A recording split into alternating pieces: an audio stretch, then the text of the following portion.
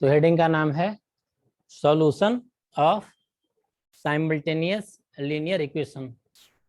उसका हम लोग सॉल्यूशन देख रहे हैं यूजिंग अ ग्राफिकल मेथड। ठीक है, तो साइमल्टेनियस लीनियर इक्वेशन क्या था कि दो लीनियर इक्वेशन को लेना है। ठीक है, दो लीनियर इक्वेशन है, तो कोई भी जब दो लीनियर इक्वेशन होगा ना, तो कोई भी लीनियर इक्वेशन का जो ग्राफ होता है उसका शेप कैसे होता है। तो कोई भी लीनियर इक्वेशन का ग्राफ का शेप होता है स्ट्रेट लाइन। कैसा होता है? Straight line. पहले में पॉलिनोमियल में भी ग्राफ ड्रॉ हुआ था, उसके बाद ही कितने बार बता दिया गया है कि the shape of the linear polynomial graph is a straight line. इसमें क्या पढ़ना है? दो स्ट्रेट लाइन का ग्राफ। दो लाइन कैसे होगा? एक लाइन मान लो कि ऐसे हो गया, ठीक है, तो हो सकता है कि जो दूसरा लाइन होगा वह इसको क्या करेगा, इस लाइन को कट कर सकता है। तो मान लो कि ऐसे हो जाए, ठीक है, एक केस ये बन गया तुम्हारा। और दो लाइन क्या हो सकता है, और क्या केस बन सकता है इसमें कि कोई भी ऐसे है,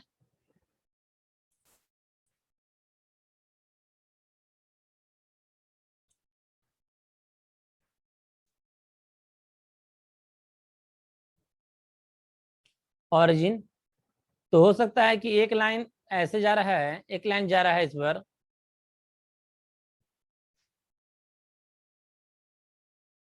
और जो दूसरा वाला लाइन है वो दूसरा वाला लाइन भी इसी पर हो जाए।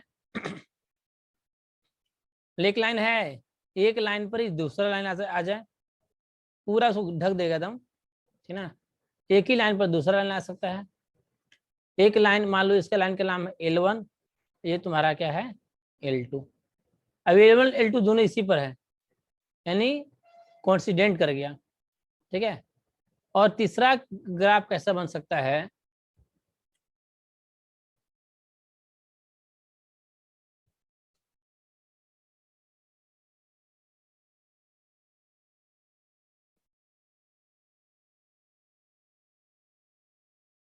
कि देखो एक ग्राफ ऐसे है और दूसरा ग्राफ भी जो है इस समय इसके लाइन के पैरेलल है। ठीक है, तो टोटल जो तुमको शेप बनेगा कोई भी दो लाइन का, तो इतना ही, तीन ही केस बन सकता है। ठीक है, pair of linear equation in two variable. दो लीनियर इक्वेशन का अगर पेयर अगर है, जैसे इधर एग्जांपल अगर ले लेते हैं, यहाँ पर हम लोग ये लिख लेते हैं, जैसे a1x plus b1y plus c1 equal to क्या है? 0। दूसरा है a2x plus b2y plus c2 equal to 0। ये दोनों किसका ग्राफ है? स्ट्रेट लाइन का। तो इसी का साइमल्टेनियस जो बोला गया ना, सॉल्विंग ऑफ साइमल्टेनियस, मतलब दोनों इक्वेशन को सॉल्व करना है। ठीक है, दोनों इक्वेशन को सॉल्व करने का मतलब कि हम लोग कैसे सॉल्व कर रहे हैं? ग्राफिकल मेथड से सॉल्व कर रहे हैं, यानी दोनों जो इक्वेशन है, दोनों इक्वेशन का हम लोग ग्राफ ड्रॉ करेंगे। तो लीनियर इक्वेशन का ग्राफ कैसा होता है? Straight line. तो दो स्ट्रेट लाइन क्या हो सकता है कि दो स्ट्रेट लाइन आपस में एक पॉइंट पर कट कर सकता है, दो लाइन आपस में कोइंसिडेंट करेगा, या दो लाइन आपको क्या हो सकता है? एक दूसरे को पैरेलल हो सकता है। तो टोटल इसका तीन ही केस बन सकता है। क्लियर? समझा रहा होगा सॉल्यूशन। तो कोई भी अगर ग्राफ, कोई भी ग्राफ अगर एक पॉइंट पर कट कर रहा है, कोई भी ग्राफ क्या हो रहा है? एक पॉइंट पर अगर कट कर रहा है, ठीक है, जिस देखोगे केस फर्स्ट का ग्राफ है, केस फर्स्ट का जो ग्राफ ड्रॉ किए हैं वह क्या हो रहा है? एक पॉइंट पर कट कर रहा है। ठीक है, इसको नाम देते हैं यहाँ कोई भी पॉइंट जिसका कोऑर्डिनेट है अल्फा कॉमा बीटा।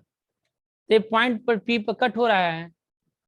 जब ये पॉइंट पी पर कट कर रहा है, एक ही पॉइंट पर, एक पॉइंट पर कट करेगा, तो कैसा सोल्यूशन हो गया इसका? Unique solution.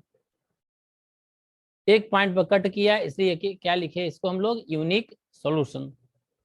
उसके बाद दोनों लाइन आपस में टच किया, जो केस टू वाला जो ग्राफ है ना, एक लाइन के ऊपर दूसरा लाइन हो गया, तो एक लाइन दूसरे लाइन को इनफाइनाइट पॉइंट पर कट करेगा कि एक लाइन उसी पर दूसरा लाइन भी है, ठीक है।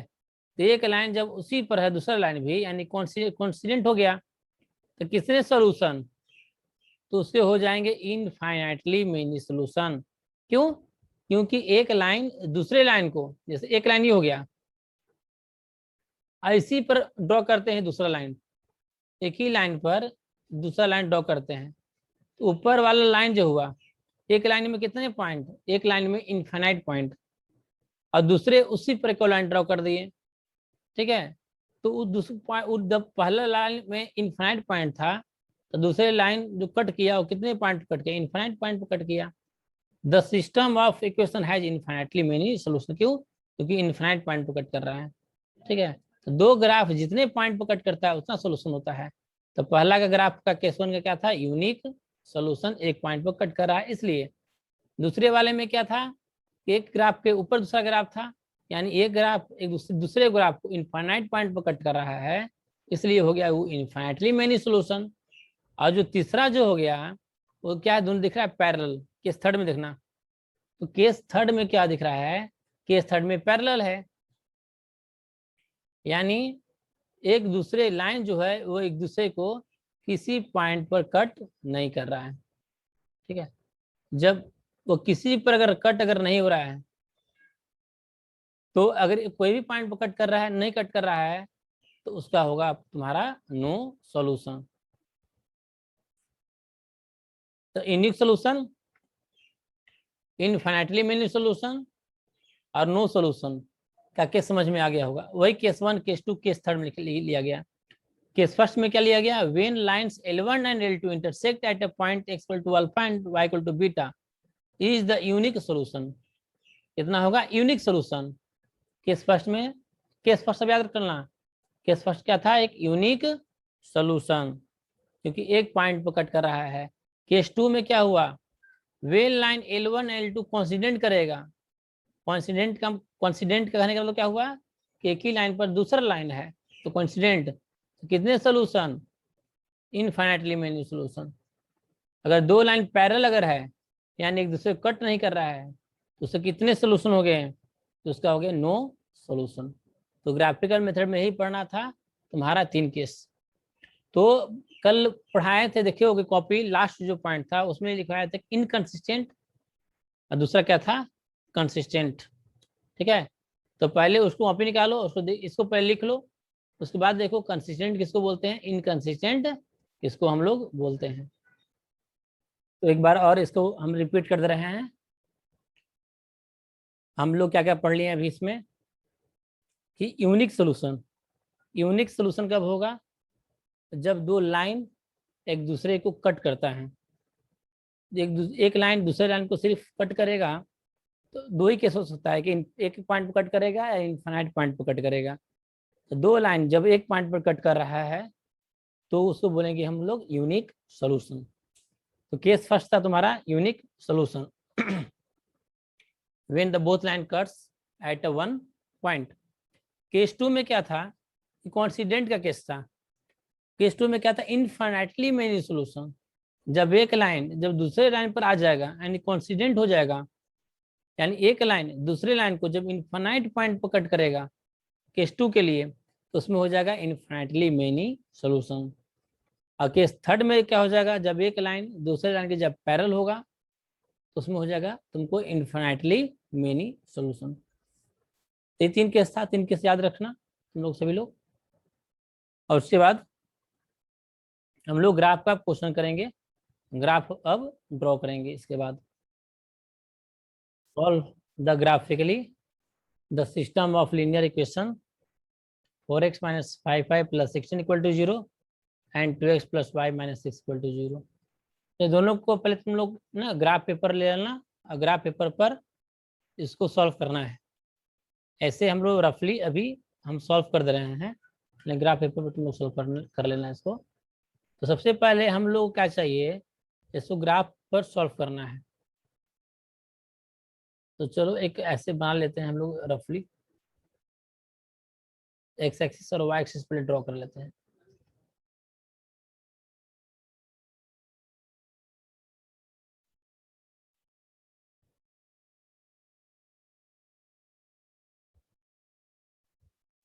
ये नेगेटिव एक्स, ये नेगेटिव वाई, ये आपका ओरिजिन हो जाएगा ना।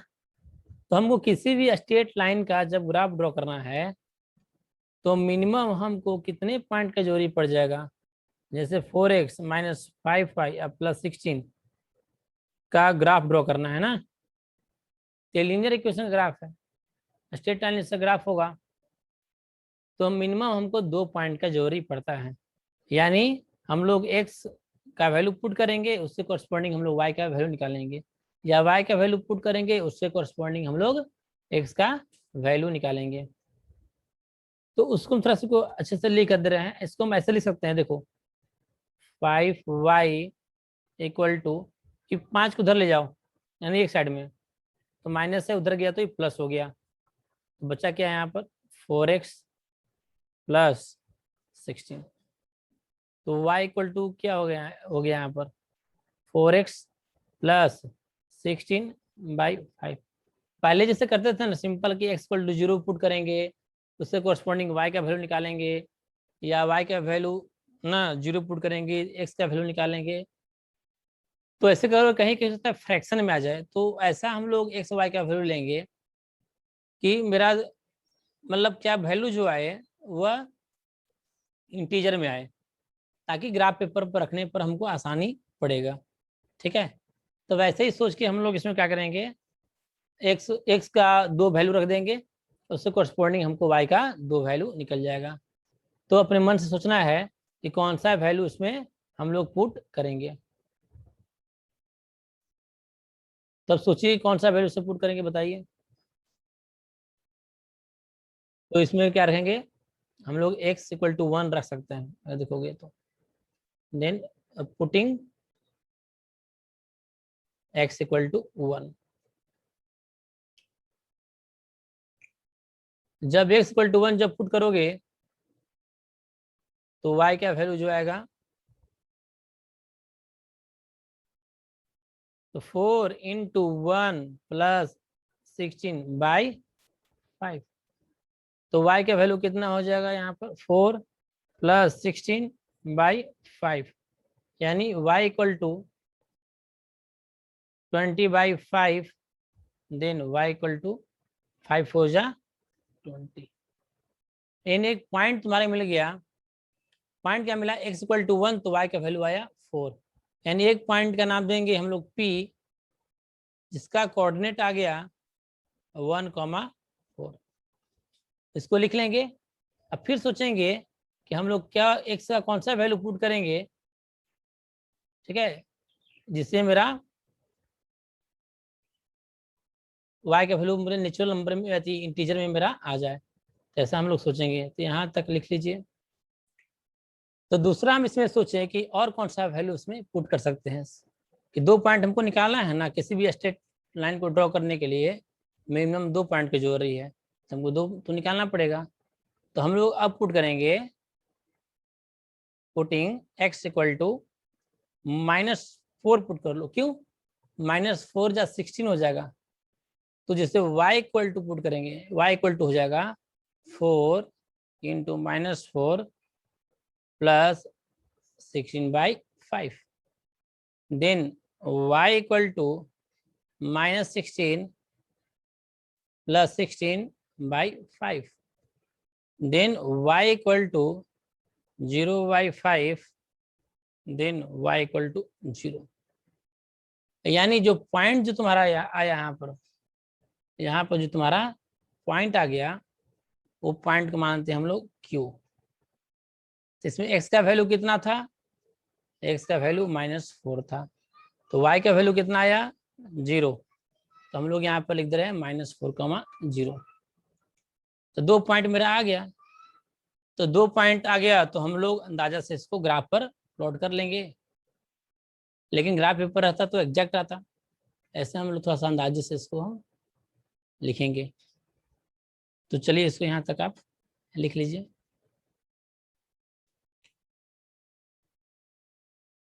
पहले बोले थे बार कंसिस्टेंट पढ़ने के लिए, कंसिस्टेंट और इनकंसिस्टेंट क्या है। तो कंसिस्टेंट क्या था उसमें कि जिसका कोई सॉल्यूशन आए ना, तो ग्राफ जब बना ड्रॉ किया था ना, तो उसमें फर्स्ट और सेकेंड ग्राफ में, फर्स्ट ग्राफ में वन सोल्यूशन, दूसरे ग्राफ में था तो इनफाइनाइटली मेनी सोल्यूशन, और थर्ड ग्राफ में नो सोल्यूशन। तो पहला दोनों जो ग्राफ है वो कंसिस्टेंट है, पहला जो दोनों ग्राफ है वो क्या है, कंसिस्टेंट है, जिसमें कोई सोल्यूशन, जिसमें सोल्यूशन है। और तीसरा वाले जो ग्राफ है जो क्या पैरेलल है, जिसमें कोई सोल्यूशन नहीं है, तो उसको बोलते हैं हम लोग इनकंसिस्टेंट। जिसका सोल्यूशन नहीं होता है, जिसका नो सोल्यूशन होता है, उसको हम लोग बोलते हैं इनकंसिस्टेंट। जिसका सोल्यूशन होता है उसको बोलते हैं हम लोग कंसिस्टेंट। चलिए ठीक है, तो इसको हम लोग अब प्लॉटिंग कर लेंगे ग्राफ पेपर पर। तो 1 2 3 लिख लेते हैं, कहाँ पर क्या क्या आएगा। तो 4 तक है टोटल, यहाँ पर देख लिया। तो 1 2 3 4, -1 -2 -3 एंड -4, -1 माइनस ऊपर क्यों लिखी, ऊपर तो 1 आएगा ना, 1 2 3 एंड 4। नीचे नेगेटिव डायरेक्शन में ना माइनस होगा, तो -1 नीचे लेफ्ट हैंड साइड, -2 -3 -4, नीचे भी नेगेटिव आ जाएगा। तो -1 -2 -3 एंड -4।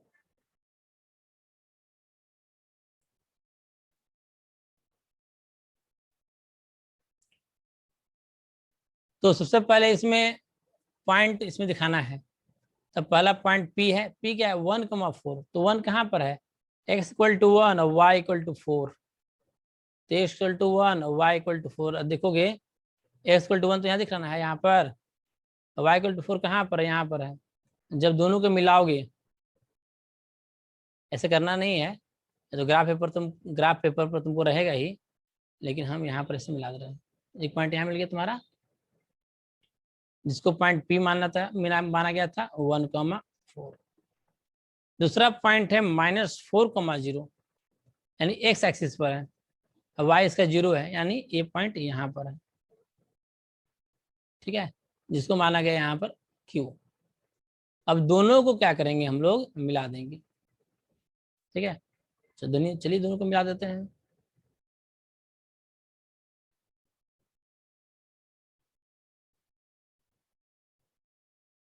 ये जो लाइन हुआ, इस लाइन का ग्राफ आपका हो गया 4x - 5y + 16 = 0।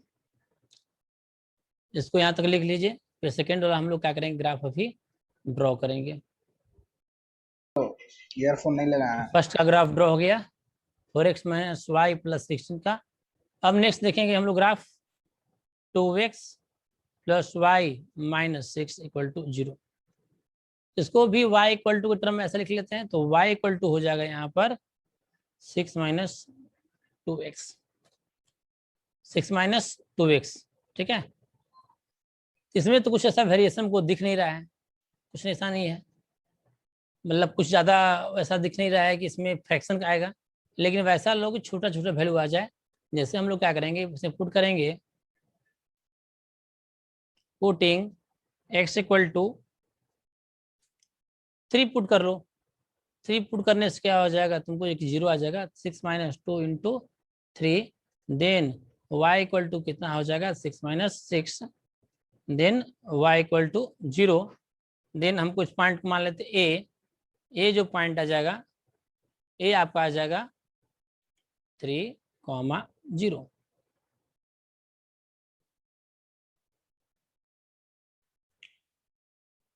फिर इसमें अब लोग हम फिर और दिमाग लगाएंगे, क्या पुट करें। तो छोटा वैल्यू एक और ले लेते हैं, एक और कुछ वैल्यू आ जाए। तो नेक्स्ट हम लोग पुट करेंगे, पुटिंग x = 3 लिए थे, तो हम लोग 2 ले लेते हैं, 2, x = 2। तो x = 2 लोगे, पुटिंग x = 2। 2 जब पुट करोगे तो यहाँ y इक्वल टू हो जाएगा 6 माइनस 2 इंटू 2। तो y इक्वल टू हो जाएगा 6 minus 4, then y equal to 2। तो b कोऑर्डिनेट मान लेते हैं। b इक्वल टू क्या आ गया तुम्हारा 2,2, क्योंकि x भी 2 था और y भी तुम्हारा 2 आ गया। x भी 2 पुट किए तो y भी मेरा क्या आ गया यहाँ पर 2 आ गया। तो चलिए इसको हम लोग यहाँ पर अब इसको रख लेंगे।